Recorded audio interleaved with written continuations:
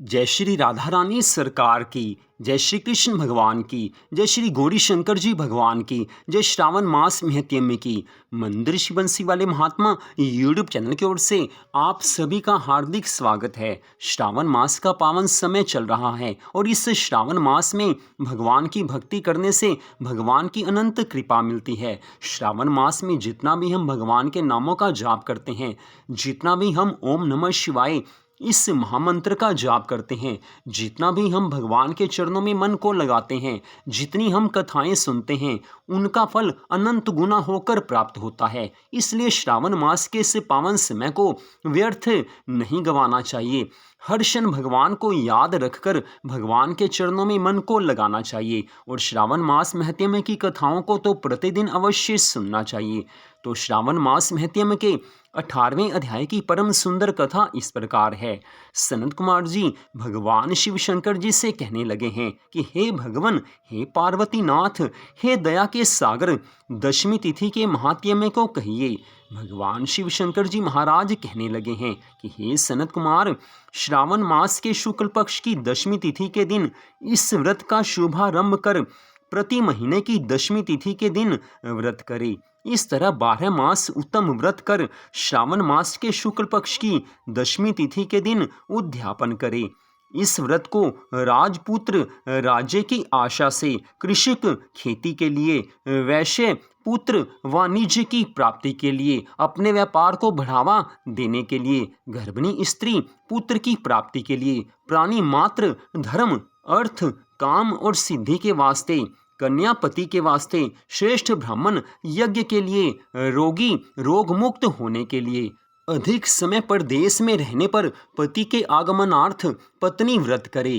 इनमें और दूसरे कामों में आशा दशमी व्रत करे, जिसके द्वारा जिसे दुख हो वह श्रावण मास के शुक्ल पक्ष की दशमी तिथि की रात्रि को नहाकर अर्चन कर व्रत करे। रात को चारों दिशाओं में फूल, पल्लव, चंदन या यव पिसान द्वारा घर के प्रांगण में देवों को लिखकर शस्त्र तथा वाहन सहित स्त्री चिन्ह द्वारा चिन्हित कर घी निर्मित नैवेद्य देवें।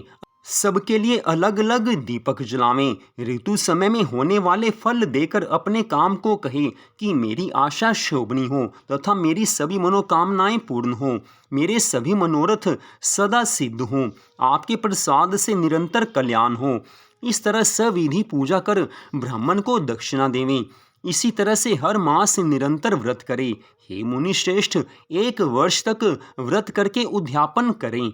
सोने चांदी या पिसान की 10 दिशाओं की प्रतिमा बनवाकर जाति बंधुओं के सहित स्नान कर वस्त्र आभूषण से अलंकृत हो भक्ति युक्त मन से घर के चौक में मन से दिशाओं का क्रमशः आवाहन, स्थापन तथा पूजन करे। दिशाओं के मंत्र ये हैं: ऐन्द्री दिशा देवता, सुर तथा असुर नमस्कृत। इस संसार का स्वामी इंद्र आपके पास निवास करता है, ऐसे आपको नमस्कार है। हे आशे, अग्नि देवता के रहने से आप आग नहीं पढ़ी जाती हैं। आप तेज स्वरूपा पराशक्ति हैं, अतः आग्नेयी मेरे लिए आप वर देने वाली हो। इसे विधान द्वारा अर्चन तथा क्षमापन कर प्रणाम करे। मित्रों तथा इष्ट बंधुओं सहित भोजन करे। हे तात, इस तरह आदर से जो दशमी तिथि का व्रत करता है वह स्वेच्छा अनुसार सब इच्छा प्राप्त कर लेता है, अर्थात उसकी सभी मनोकामनाएं पूर्ण हो जाती हैं। सभी मनोकामनाओं को पूर्ण करने वाले इस सनातन व्रत को निश्चित रूप से स्त्रियों को तो अवश्य करना ही चाहिए। जो कोई भी मनुष्य इस व्रत को करता है, पुरुष हो या स्त्री, उसकी सभी मनोकामनाएं पूरी होती हैं। लेकिन स्त्रियों को ये विशेष व्रत अवश्य करना चाहिए। तो यहीं पर श्रावण मास महत्म के 18वें अध्याय की कथा का विश्राम होता है। इससे अगले भाग में आप आगे की कथा को सुन पाएंगे। तो मंदिर शिव बंसी वाले महात्मा यूट्यूब चैनल की ओर से इस कथा को आपने सुना, आप सबका हार्दिक धन्यवाद। भगवान श्री राधा कृष्ण जी की, भगवान श्री गौरी शंकर जी की श्रावण मास महत्म की अनंत कृपा सदा आप सब पर, आपके परिवार पर बनी रहे। इसी मंगल कामना के साथ जय श्री राधा रानी सरकार की, जय श्री कृष्ण भगवान की, जय श्री गौरी शंकर जी भगवान की, जय श्रावण मास महत्म की। ओम नमः शिवाय। जय जय श्री राधे जय जय श्री राधे, जय जय श्री राधे श्याम।